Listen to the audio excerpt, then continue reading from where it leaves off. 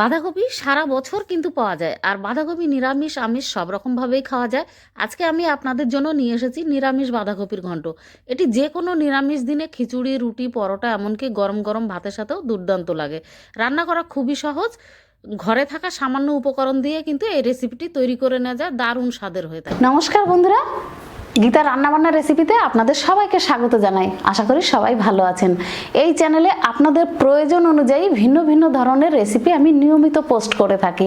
নিরামিষ, আমিষ, রেস্টুরেন্টের স্টাইল, এমনকি টুকিটাকি সমস্ত ধরনের। আমার রেসিপিগুলো যদি আপনাদের ভালো লেগে থাকে আমার চ্যানেলটি অবশ্যই সাবস্ক্রাইব করবেন, নোটিফিকেশন বেল আইকনটি প্রেস করে রাখবেন সমস্ত ভিডিওর নোটিফিকেশন সবার আগে পাওয়ার জন্য। চলুন আজকে আপনাদের জন্য কি রেসিপি নিয়ে এসেছি সেটি দেখার জন্য। আমি একটা মিডিয়াম সাইজের বাঁধাকপি নিয়েছি। আমি পুরোটা দেব না, এখানে অর্ধেকটা কুচি করে নিয়েছি। আমার অল্প প্রয়োজন, আমি অল্পই নিয়েছি। আপনার যদি বেশি প্রয়োজন হয় বেশি করে নেবেন। কুচি করে কেটে নিয়েছি, ভালো করে ধুয়ে নিয়েছি। এরপরে একটা প্রেসার কুকারের মধ্যে দিয়ে দিলাম। এটাকে সিদ্ধ করতে হবে, তার আগে একটু লবণ দিলাম, সিদ্ধ করতে ভালো হবে। আর অল্প পরিমাণে একটু হলুদ গুঁড়ো দিয়ে দিলাম। এরপরে 1 কাপ মতো জল দিয়ে দেব। এটাকে সেদ্ধ করার জন্য জলটা দিতে হবে, কিন্তু খুব বেশি জল কিন্তু দেওয়ার দরকার নেই। আমি 1 কাপ পরিমাণে জল দিয়েছি। এরপরে একটা স্প্যাচুলা দিয়ে ভালো করে মিশিয়ে নিচ্ছি।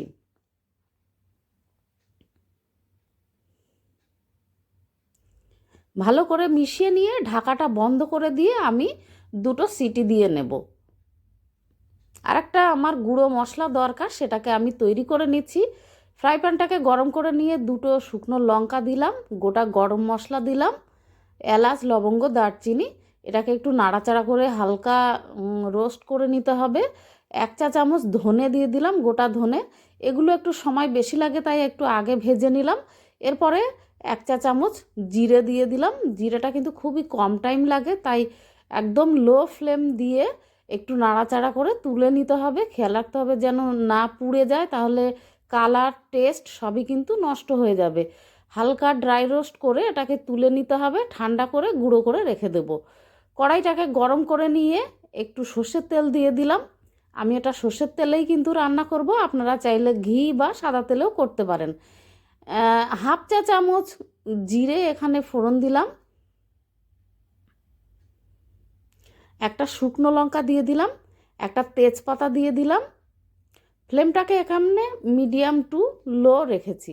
একটু নাড়াচাড়া করে ফোড়নটাকে তৈরি করে নিলাম।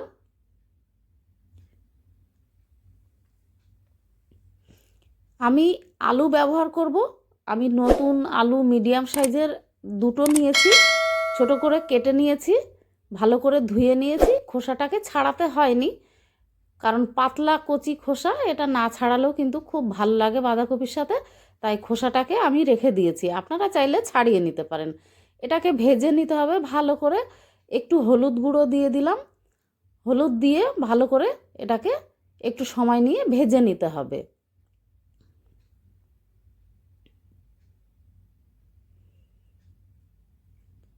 কিছুটা ভাজা হওয়ার পরে গ্রেট করে নিয়েছি 1 চামচ মতো আদা, এটা দিয়ে দিলাম। এটাকেও আলুর সাথে ভেজে নেব।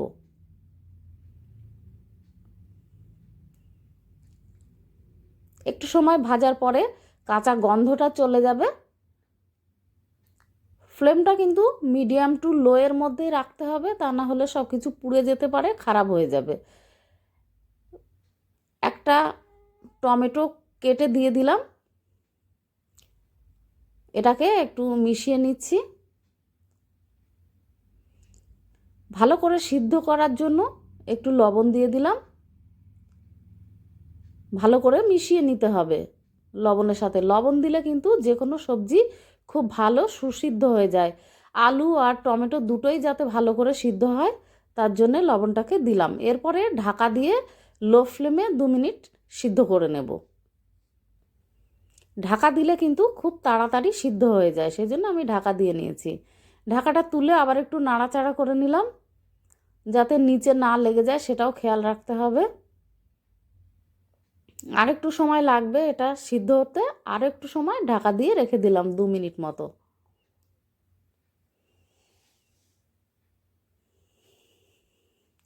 2 মিনিট হয়ে গেছে, ঢাকাটাকে তুলে নিয়েছি। এখন কিন্তু টমেটোটা খুব ভালো সেদ্ধ হয়ে গেছে, আর আলুটাও কিন্তু সেদ্ধ হয়ে গেছে, ভাজাও হয়ে গেছে ভালো করে।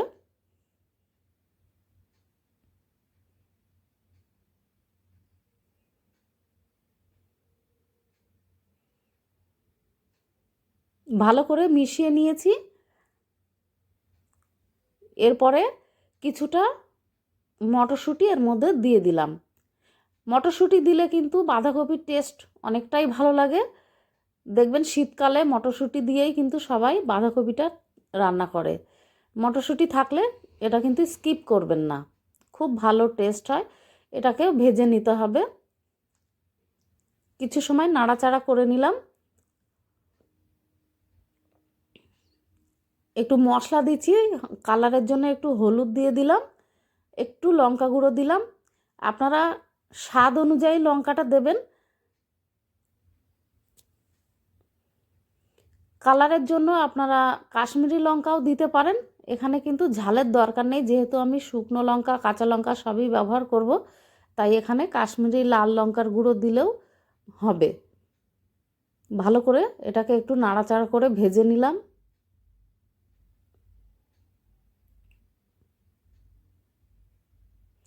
সময় কিন্তু খুব বেশি সময় লাগে না, আপনারা খুব তাড়াতাড়ি কিন্তু এই রেসিপিটি তৈরি করে নিতে পারবেন। বাড়িতে অবশ্যই ট্রাই করবেন। এরপরে সিদ্ধ করে রাখা বাঁধাকপিটা দিয়ে দিলাম।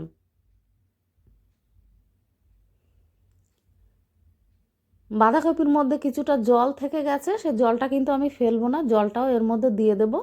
কারণ জলটা বাঁধাকপির পুষ্টিটা কিন্তু জলের মধ্যে আছে, এটা ফেলে দিয়ে লাভ নেই, এটা কিন্তু ওতে পরবর্তীতে লেগে যাবে। আলাদা করে কোনো জল ব্যবহার করব না। ভালো করে আলু মশলার সাথে বাঁধাকপির সাথে মিশিয়ে নিলাম।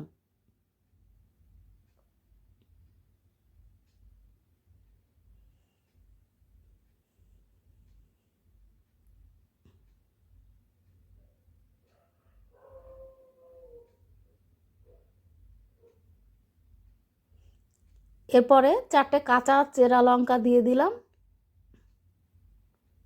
কাঁচা লঙ্কায় কিন্তু খুব সুন্দর একটা সেন্ট আসে, টেস্টও কিন্তু খুব ভালো হয়, তাই কাঁচা লঙ্কা 4টে দিয়ে দিয়েছি। ভালো করে মিশিয়ে নিয়েছি। এরপরে আমি ঢাকা দিয়ে 5 মিনিট মতো রেখে দেব, যাতে আলুটা খুব ভালোভাবে সেদ্ধ হয়ে যায়। মটরশুঁটি আলু দুটোই যাতে সিদ্ধ হয়ে যায়, তার জন্য 5 মিনিট মতো ঢাকা দিয়ে রান্না করে নিলাম। একটু নাড়াচাড়া করে নিয়ে নিলাম।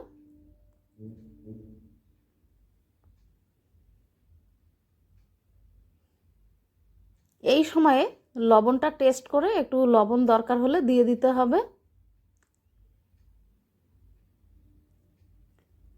ব্যালেন্স আনার জন্য একটু চিনিও আমি দিয়ে দিলাম, খুব বেশি কিন্তু নয়, হাফ চা চামচ মতো দিলেই হবে।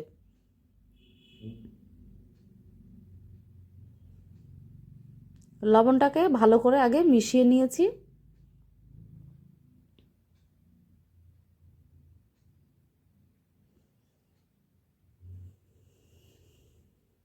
চিনিটা এবারে দিয়ে দিলাম। এটাকেও খুব ভালো করে মিশিয়ে নিতে হবে।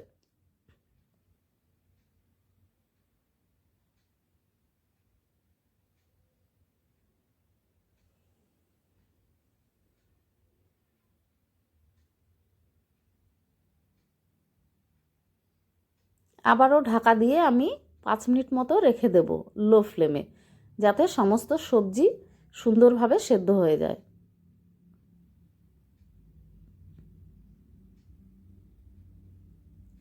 5 মিনিট পরে ঢাকাটা তুলে নিলাম। এখন কিন্তু খুব সুন্দরভাবে সব সেদ্ধ হয়ে গেছে, তবু একটু নাড়াচাড়া করে দেখে নিচ্ছি।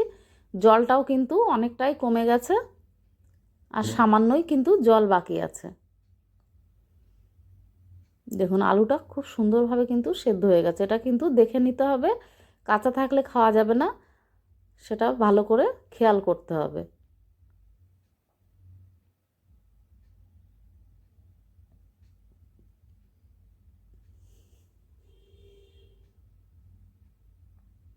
নাড়াচাড়া করে একটু ওপর নিচ করে দিলাম।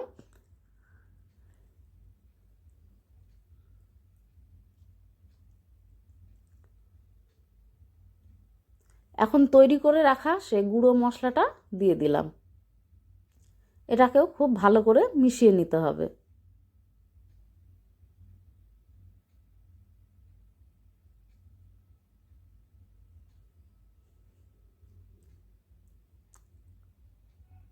এই মশলাটার জন্য কিন্তু খুব টেস্ট বেড়ে যায়, এই মশলা কিন্তু স্কিপ করবেন না। এরপরে 1 চামচ ঘি এর মধ্যে দিয়ে দিলাম। ঘিটা কিন্তু অবশ্যই দেবেন, ঘিয়ের জন্য কিন্তু খুব সুন্দর সেন্ট বের হয় আর টেস্টও বেড়ে যায়। খুব ভালোভাবে ঘিটাকে মিশিয়ে নিলাম।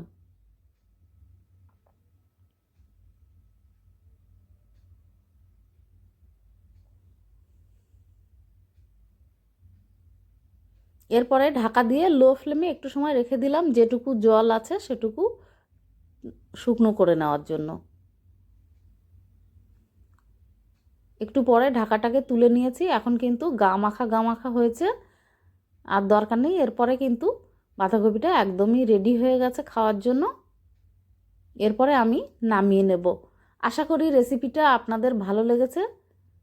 আমার ভিডিওগুলো যদি আপনাদের ভালো লেগে থাকে অবশ্যই একটু লাইক আর কমেন্ট করবেন।